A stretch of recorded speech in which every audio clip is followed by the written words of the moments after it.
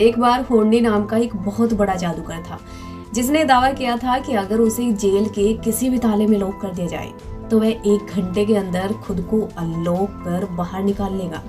और वह ऐसा कर भी लेता था और यह सबके लिए आश्चर्य की बात थी। बहुत बार उसको हर तरह के जेल के ताले में बंद कर दिया गया, लेकिन वह हर ताले से बहुत ही चालाकी और अपनी जादुई टेक्निक से बाहर निकल आता था। लोगों को सिर्फ यही पता था कि होर्नी एक बेल्ट पहनता था जिसमें वह स्टील के वायर को रखता था और शायद इसी का इस्तेमाल कर वह तालों को खोल देता था और जेल से बाहर निकल आता था। लेकिन ये भी एक आश्चर्य की बात थी कि एक स्टील के वायर से हर तरह के ताले कैसे खोले जा सकते हैं, जबकि कभी कभी एक ताले को डिजाइन करने के लिए महीनों लग जाते थे जो बहुत ही यूनिक तरीके से खुलता था, लेकिन होर्नी उसे भी खोल देता था। और ऐसा करते करते वह फेमस होता चला गया कि एक दिन उसके बारे में किसी बड़ी जेल के ऑफिसर ने सुना कि कैसे होर्नी किसी भी तरह के ताले को सिर्फ 1 घंटे में खोलकर यानी कि अनलॉक कर बाहर आ जाता था। और इस पर ऑफिसर ने कहा, चलो फिर होर्नी को ऐसी जेल का एक्सपीरियंस कराते हैं जिस जेल का ताला अभी तक कोई नहीं खोल पाया।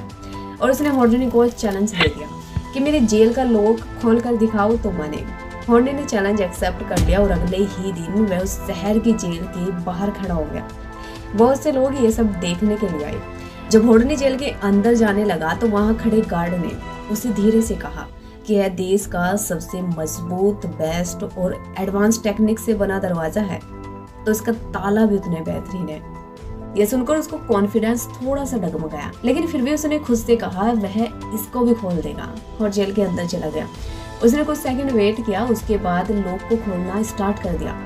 जैसे जैसे टाइम गुजरता गया लॉक खोलना होर्नी के लिए उतना ही मुश्किल होता गया। उसका कॉन्फिडेंस डगमगाने लगा और कब आधे से 1 घंटा हो गया पता ही नहीं चला। होर्नी के चेहरे की हवाएं उड़ गई थी, वह पसीने से तर हो चुका था और उसके माइंड में गार्ड की ये बात बैठ गई थी कि यह देश का सबसे बेहतरीन दरवाजा है। टाइम 1 घंटे से ऊपर हो चुका था। उसे समझ नहीं आ रहा था कि हजारों तालों का एक्सपीरियंस और उसके जादू की वो टेक्निक कहाँ गायब हो गई, काम क्यों नहीं कर रही थी। टाइम 1 से 2 घंटा हो चला था और उसने सभी तरकीबें आजमाई, लेकिन कुछ भी काम नहीं आया। वह पूरी तरह से हार मान चुका था। उससे यह ताला न खुलने पर झुंझलाहट में आकर उसने उस दरवाजे पर जोर से मारा। तब उसने देखा कि ताला तो लॉक था ही नहीं, वह तो अनलॉक था। और कोई खुले हुए ताले को अनलॉक कैसे कर सकता है। एक्चुअल में ताला लॉक तो था, लेकिन होर्नी के माइंड में, इसलिए वह कंफ्यूज था और ऐसी बात में फंस गया था जो एग्जिस्ट ही नहीं करती। गार्ड की बात कि यह देश का सबसे बेहतरीन और मजबूत ताला है, वह इसी बात को लेकर ओवर थिंकिंग कर रहा था जो एक्चुअल में प्रॉब्लम थी ही नहीं, जो चीज एग्जिस्ट ही नहीं करती थी। हम में से अधिकतर लोग होर्नी की तरह ही कोई भी कुछ भी कहकर चला जाता है और हम उसकी बातों को इतना सीरियस लेके बैठ जाते हैं और उसके बारे में सोच सोच कर ओवर थिंकिंग करते रहते हैं जो एक्चुअल में प्रॉब्लम है ही नहीं, और अपने गोल से डिस्ट्रैक्ट हो जाते हैं और अपनी लाइफ को डिस्टर्ब कर लेते हैं, जैसे कि होर्नी ने किया।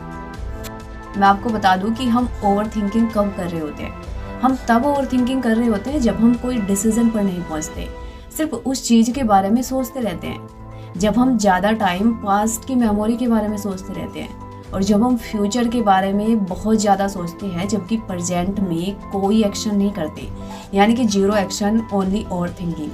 देखो, जिस तरह से तुम एक बाल्टी में लिए पानी से पूरी नदी को नहीं समझ सकते, जो एक्सपीरियंस करने पे समझ पाओगे, यानी कि उसमें उतरने से ही समझ पाओगे, उसी तरीके से तुम अपने विचारों से पूरी लाइफ को अंडरस्टैंड नहीं कर सकते। उसके लिए तुम्हें एक्सपीरियंस करना पड़ेगा, प्रेजेंट में रहना पड़ेगा।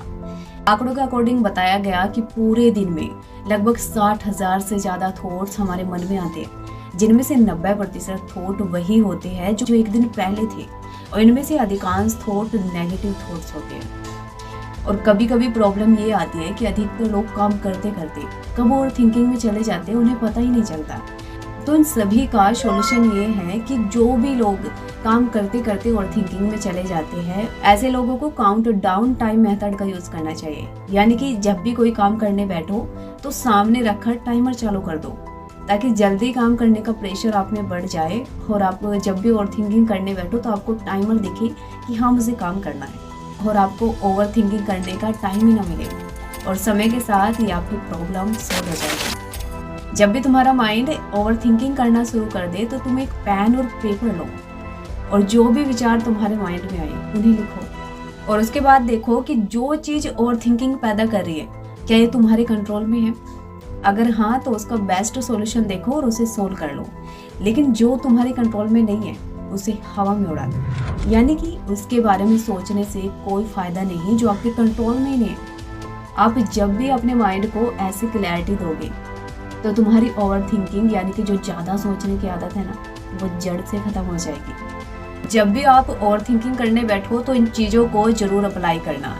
बाकी wish you all the best, हम आपके सपनों को सपोर्ट करते हैं।